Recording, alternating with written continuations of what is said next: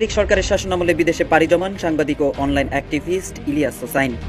একইভাবে বিদেশের মাটিতে অবস্থান করে সামাজিক মাধ্যমে নানাবিধ ইস্যুতে সক্রিয় রাজনৈতিক বিশ্লেষক ও অ্যাক্টিভিস্ট পিনাকি ভট্টাচার্য অবশেষে দীর্ঘদিন দেশের বাইরে অবস্থান করার পর সম্প্রতি দেশে ফেরার ঘোষণা দিলেন প্রবাসী সাংবাদিক ইলিয়াস হোসাইন। সামাজিক যোগাযোগ মাধ্যম ফেসবুকে এক পোস্টে গত 7 ফেব্রুয়ারি দেশে আসার ঘোষণা দেন তিনি। ইলিয়াস তার ভেরিফাইড ফেসবুক পোস্টে 2013-14 সাল প্রসঙ্গে লিখেন, সারা দেশে এমন এক পরিস্থিতি তৈরি হয়েছিল যে বিএনপি জামায়াত নিষিদ্ধ দলের পর্যায়ে চলে গিয়েছিল। যৌথ অভিযানের নামে সারা দেশে চিরুনি অভিযান চালিয়ে পাখির মতো গুলি করে মারা হতো ছাত্রদল ছাত্র শিবিরের নেতাকর্মীদের। ইলিয়াস লিখেন, পরিস্থিতি এমন দাঁড়িয়েছিল তাদেরকে মারলে যেন কোনো বিচার নেই।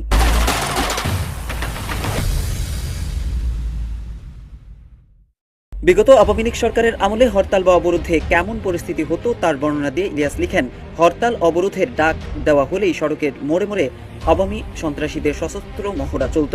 মাঝে মধ্যে ছাত্রলীগ যুবলীগের সন্ত্রাসীদের কর্তৃক পিকেটারদের পিটিয়ে মারা হতো। ইলিয়াস লিখেন, সেই পরিস্থিতিতেও বিএনপি জামায়াতের সমর্থনে ঝটিকা মিছিল হতো, পিকেটিং হতো, আর আওয়ামী লীগের নেতারা পুলিশি পাহারায় হুমকি দিত, খেলা হবে। ধানমন্ডির 32-এর বাড়ি সাধারণ মানুষ মাটিতে মিশিয়ে দিলেও আওয়ামী লীগ বা এর অঙ্গ সংগঠন ছোট মিছিল করতেও সাহস করেনি উল্লেখ করে ইলিয়াস লিখেন, পুলিশ এখন গুলি করে না, বিজিবির টহল নেই, তারপরেও তাদের আব্বার বাড়ি মাটিতে মিশিয়ে দেওয়া হলো, অথচ গোটা শহরে একটা ছোট মিছিল করার সাহস করতে পারল না আওয়ামী লীগের কোনো পর্যায়ের অঙ্গ সংগঠন। তারাই আবার তাদের সাহস শিখাতে আসে। আওয়ামী নেতাদের ইঙ্গিত করে ইলিয়াস হোসাইন লিখেন, দেশের বাইরে থেকে হুমকি দেওয়া হচ্ছে, তাদের তালিকা করা হচ্ছে, তালিকা করতে থাকুক, তবে বাংলাদেশে হাসিনা অধ্যায় শেষ। তিনি লিখেন, হুমকি থমকি দিলে বিপদে পড়বে আওয়ামী নেতারা, হুমকি দিলে অপারেশন টুঙ্গিপাড়া চালানো হবে।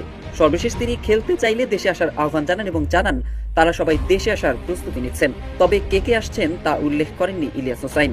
ধারণা করা হচ্ছে ইলিয়াস হোসাইন, পিনাকি ভট্টাচার্যরা শীঘ্রই আসছেন দেশে। দেখুন দর্শক, ভিডিওটি দেখে আপনাদের কেমন লেগেছে আপনাদের মতামত কমেন্ট বক্সে জানিয়ে দিবেন, কেননা আপনাদের মতামত দেখে পরবর্তী ভিডিও নিয়ে আসবো। ভিডিওটি আজকের মতো শেষ করলাম, দেখা হবে পরবর্তী ভিডিওতে। Subscribe now my YouTube channel.